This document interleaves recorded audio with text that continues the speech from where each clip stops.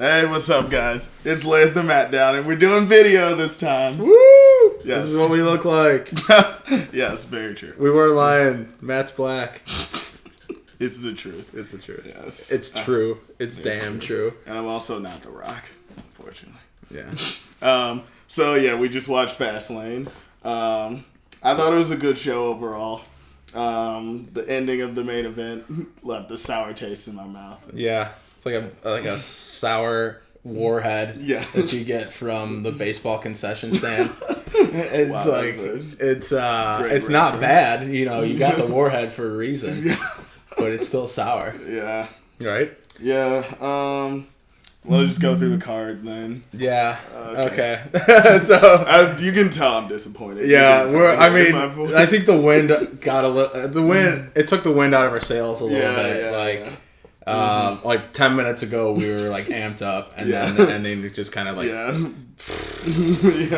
So we might seem kind of on a low, but it was still a good show. Yeah, better than last year for sure. Way better than last year. But the card was better than last year, so it should have been. Yeah. So pre-show is Kalisto versus Del Rio. Yes. 2 out of 3 falls. Del Rio started with that weird strategy of getting himself disqualified. Yeah, he did. So he did the same thing that Daniel Bryan did to Sheamus once. In a 2 out of 3 falls, it's like a purposeful disqualification, but you do enough damage to the person you're wrestling that you can hopefully win the next fall. Yeah. And then kind of draw it into a sudden death. Yeah. So he hit Kalisto with a chair, and that got him DQ'd. Mm-hmm. But then Kalisto was in so much pain, he threw him into the barricade a bunch of times, and then did a very quick double stomp. Yeah. His double stomps are not that... I don't even know what that move's called, a double stomp. They don't say. Coup de grace. Yeah. It's like, but the person is hanging. Mm-hmm. But that one, he did it when he did that double stomp very quick. Yeah. So it like made sense. The other double stomps don't make sense when you're... it's especially the one where Kalisto was hanging on the barricade. It's like, just get off the barricade. Just let go. Yeah. Just let go of your arms and roll the safety. Yeah. So... It was strange. It was very strange. Kalisto was upside down like 50% of the match. Yes. Kalisto was not standing upright any of the match.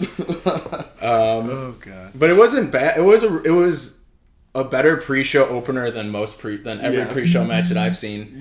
In a long time. Much better than the one for the last pay-per-view. Yeah. So maybe that was the purpose of it, to give the pre-show some more meaning. Yeah, because at first I was kind of like, why is this on the pre-show? And why not that New Day segment or something? But or that Social Outcast segment. Oh yeah, that was not even like. Was that even advertised at all? That match came out of nowhere. Yeah, I don't know if they needed to just like kill maybe like 10 minutes. No, it wasn't even 10 minutes. Maybe like 5 to 10 minutes.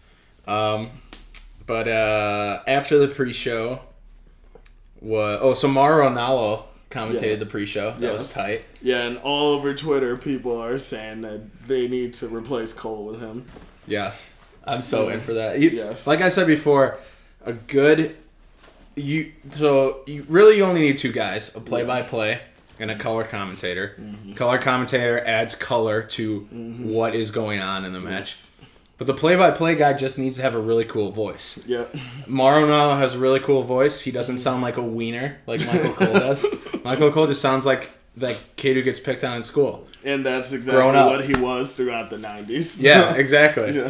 Mauro Ranallo sounds better. And he sounds like a real sports announcer. He does. Yeah. Exactly. And there was tweets happening. They were saying that he was just calling all the moves right. Like he called a Frankensteiner. Yep. Which is usually just called a Hurricanrana. Yep. I don't know the difference really between the two, but I think Frankensteiner is off the turnbuckle. Like. Oh yeah. Okay. Yeah. So that makes sense. Mm-hmm. Instead of just calling it a top rope Hurricanrana, he called it a Frankensteiner, which goes a long way with the hardcore wrestling fan. Yep. So we need more of him, but maybe the WWE Universe should start cheering against what they want, and maybe they'll get it instead of cheering for what they want and being given something else. Very good point. Oh god. We'll get to that. So Next match was a Divas tag match. Sasha Banks and Becky versus Tamina and Naomi. Team Bay. Yep, Team Bay. That's Becky and Sasha. They were wearing a heavier amount of makeup than usual, but they were looking.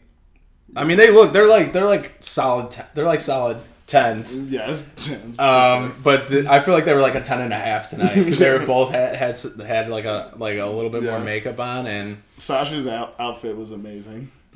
Yes, her outfits are always amazing. Becky Lynch looks like she's straight out of the game BioShock or like Fallout. Yeah. Apparently Naomi got beat into a gang because she was wearing friggin' Bloods colors for some reason. And like, I don't know, like she looked like one of those red scarves that they wear.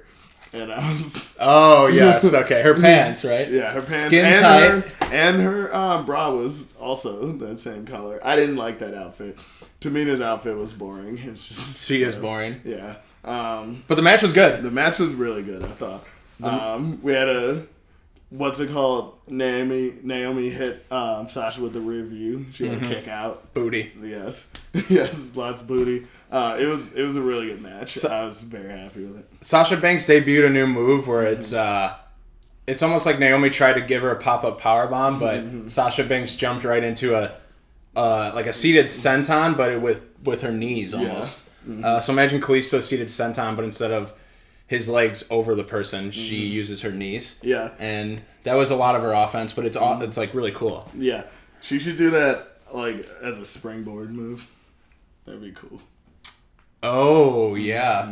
That's something that might come down the road. Yeah, I would love that. Yeah, but it was really surprisingly entertaining, and I'm glad it wasn't on the pre-show. I wasn't that surprised. The only one who really can't work was Tamina in that match. Yeah. I think Naomi carried her team, so.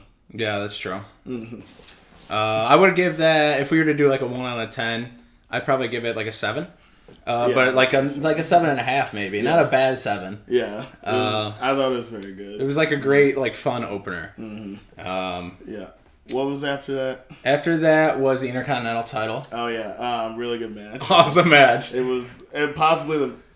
I don't think it was the match of the night. I think the main event was the match of the night. I think the main event was the match of the night too. But it was really really good. Like just Kevin Owens and Dolph Ziggler have a lot of chemistry together. Yeah, I mean, Ziggler's selling is just above probably anybody on the card right now. Yeah.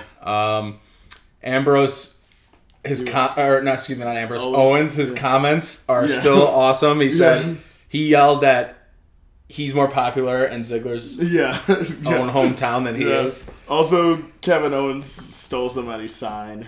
Yeah, that's a total WCW Jericho move. Yep, yeah. But Owens ended up winning. It was. I gave the match a solid 9. Yeah. Really awesome spots. Really great selling.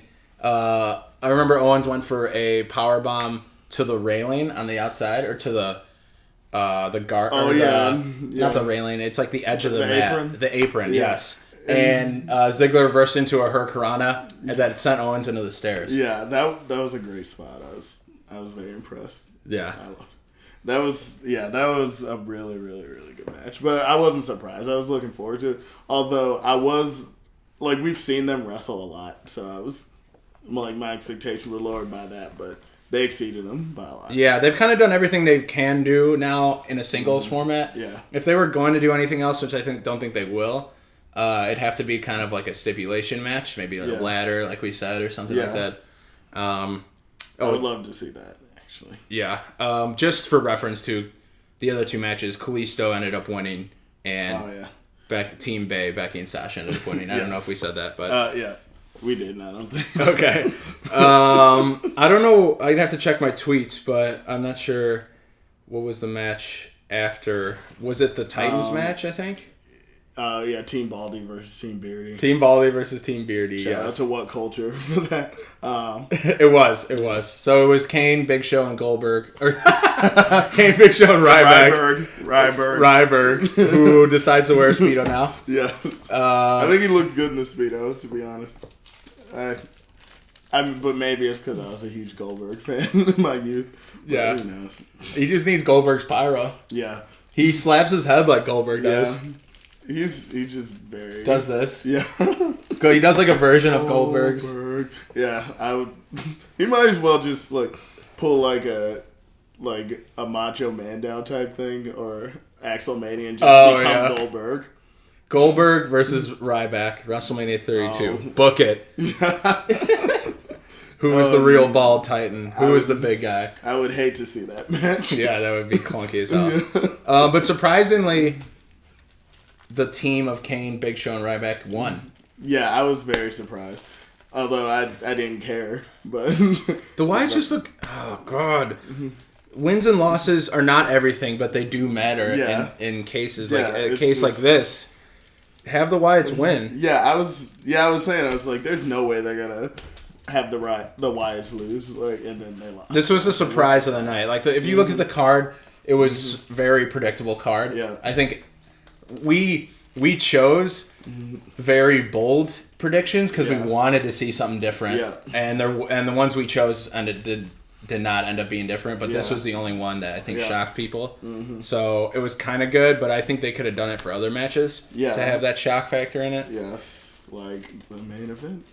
Yeah, and then the Wyatts didn't even come out at the end to like capture Brock. So if you make him lose early or make him look strong at the end, and like so Bray just had like no role. He just sat in the chair. Yeah, and Byron Saxon's chair. Stupid. That was kind of funny. Yeah, it was, and he was wearing a terrible Hawaiian shirt. Yeah. And fedora. Yeah, so that match sucked. That was, okay. So, if we're giving ratings, I think my rating actually for the U.S. title match would probably be like a 6.5. I would say 7. No. 6. 6, yeah. Let's do 6. Yeah. Divas tag match was 7. I would say Divas tag is an 8 for me. Okay. Owen Ziggler was a hard 9. 9 for me. And then what was this match? 3.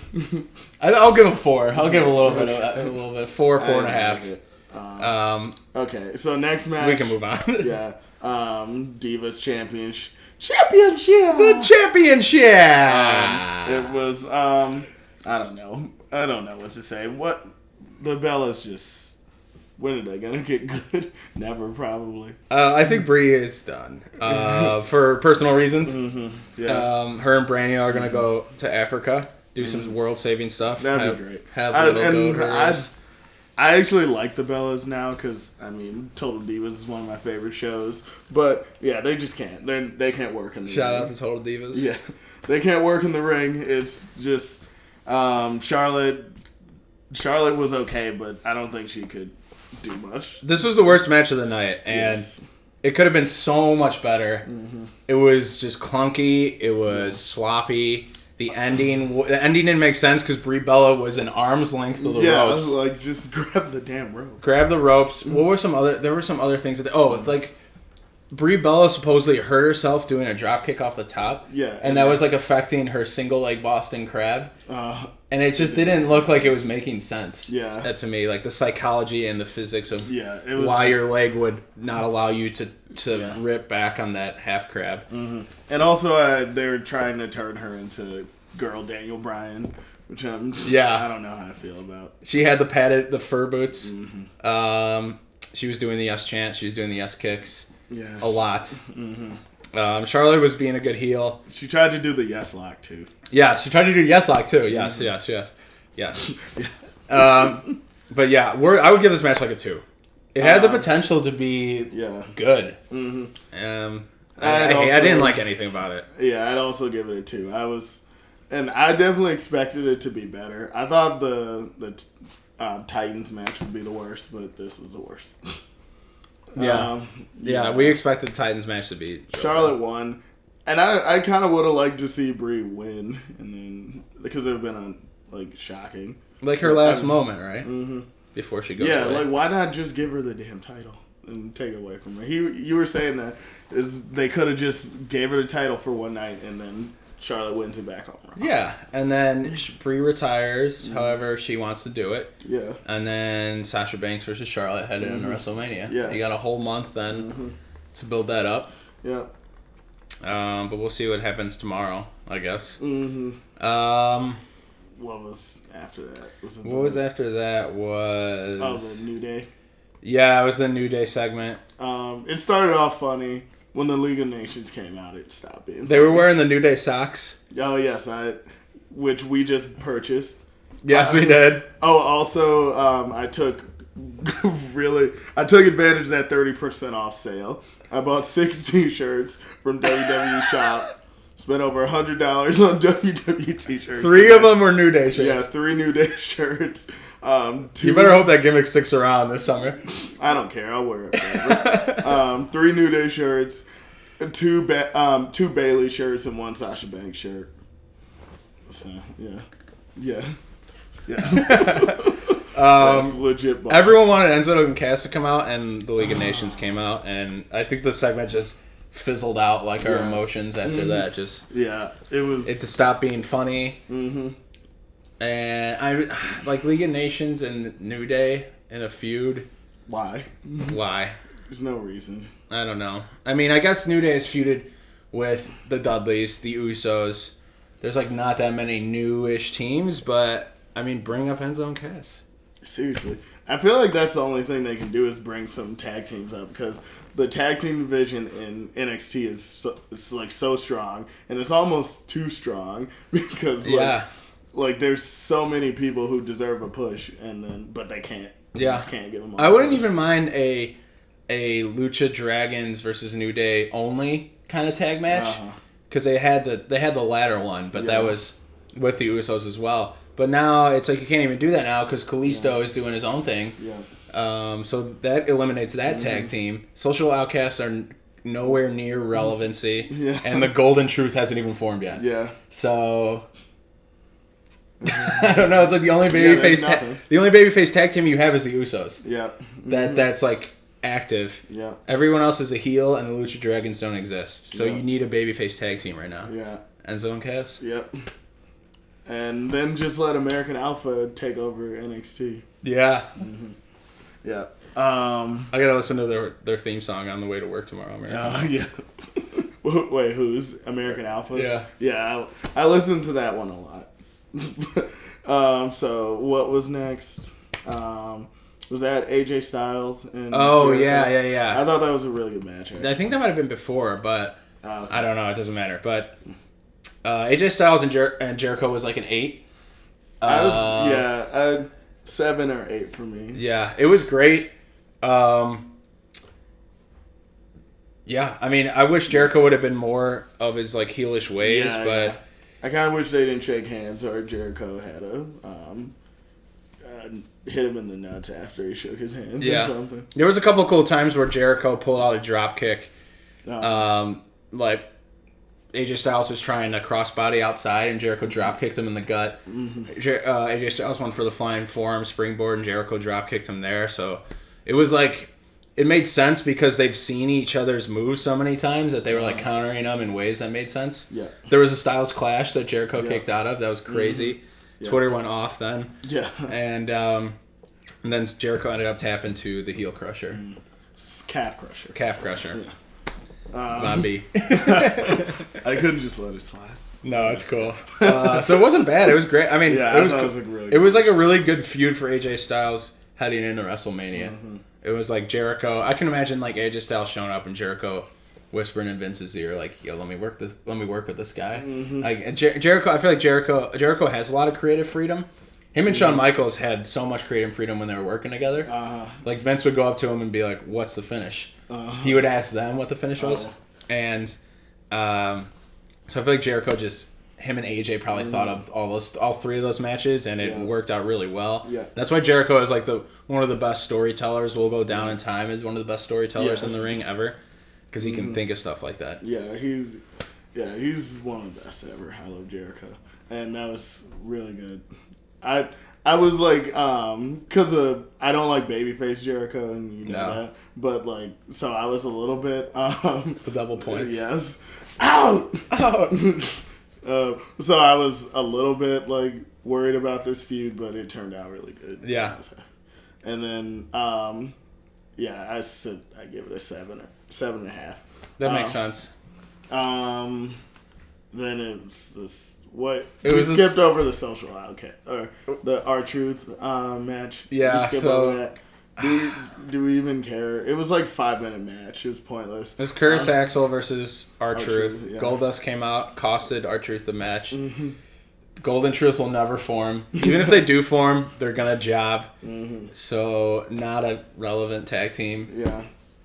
Tag team division needs help, man. They need help. Yes. Do you even want? I guess rating. I'd say I don't know. I don't care. I was trying to decide what I would rate it. I don't have a rating for this one. 1. We just said the Divas match was the worst match, but this was the worst. I didn't even know this was going to be on the card, though, so it was like, I don't know. I would take this over the Divas match, because the Divas match had so much more potential. Yeah. This was never going to be anything. Yeah, true. And then it was the main event. So it was booked really convincingly. Mm-hmm. That's what I loved about it the most, is that it, like, the booking and the psychology of it made sense. It's like, okay, we're going to need to throw Brock through 2 announcers' tables, including the Mexican announcer. The German announce table survived. I don't know how that survived. Yeah. But I knew the Mexican announce table was done. Yeah, it's always. But they have no respect for that table. Nothing. No, they never have, and they never will.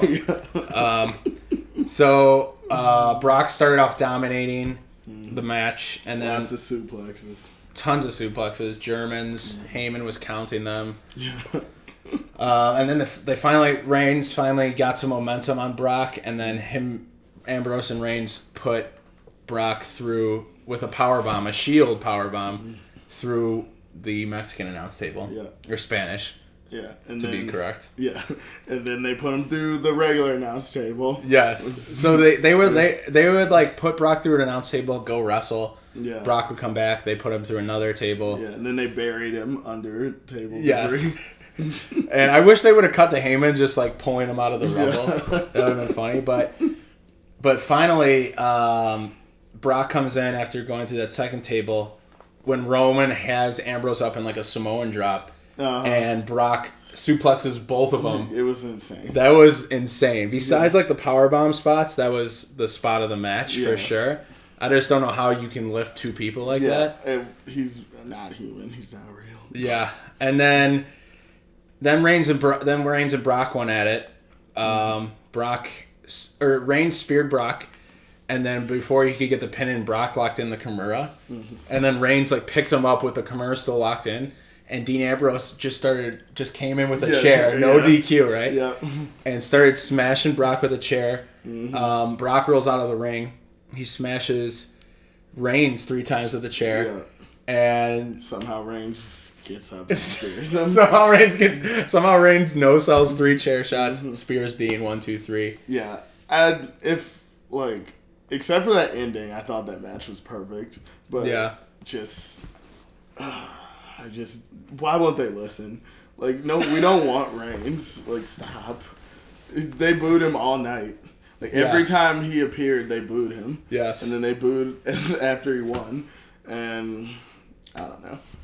I was being very optimistic by picking Dean Ambrose. Like, you were, but in my head, I knew it wasn't going to happen. I know. You were, but that's what everybody wanted. And I just got a tweet from someone. Such a typical ending. Vince will never give guys like Ambrose the push, even when it's clear. That's what the fans want. Yeah. So I feel like that sums up everything. Yes. But yeah, I mean, the match wasn't bad at all. It was really good, actually. Yeah, I thought it was really good. I'd say I gave it a 9. Yeah, I would too.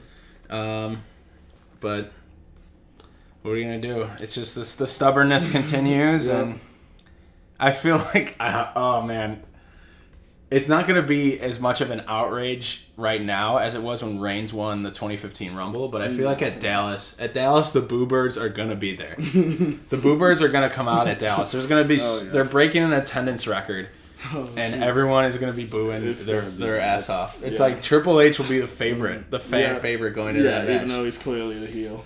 And like they might as well not even have the match because we know who's gonna win. Yeah. Like, there's no way that Triple H is not gonna lose. I mean, it's matches are just so much better with unpredictability. Yeah, I know, and it would have been so easy for them to not be predictable. It's not that hard. Yeah. Like, why is it that everyone knows what they should do except them? But whatever. They just have an agenda, and I mean, if it pays off in the end, in the summer, if Reigns is having a good title run, but right now it's just like, it just, once again, feels forced and not organic, so. I just want Seth Rollins to come back and take that title off of Reigns. Yeah. But, I don't know. Yeah, it was better than last year's Fastlane. I was really disappointed in the Divas title match. Yeah. But there was 3 really good matches tonight. Owen Ziggler, the main event, and Styles and Jericho. So 4 good matches. The Divas tag was good. Divas tag was good. So Becky and Sasha are the undisputed, and Charlotte. It's just they're just on a level of their own, and it's so clear. But I'm excited. Yeah. I'm excited for hopefully a Sasha versus Charlotte feud to start. It's gonna be amazing. Yes. Team Bay. Team Bay. All right. Yes. All right. We'll leave you on Team Bay. All right. All right. Thank you. Bye.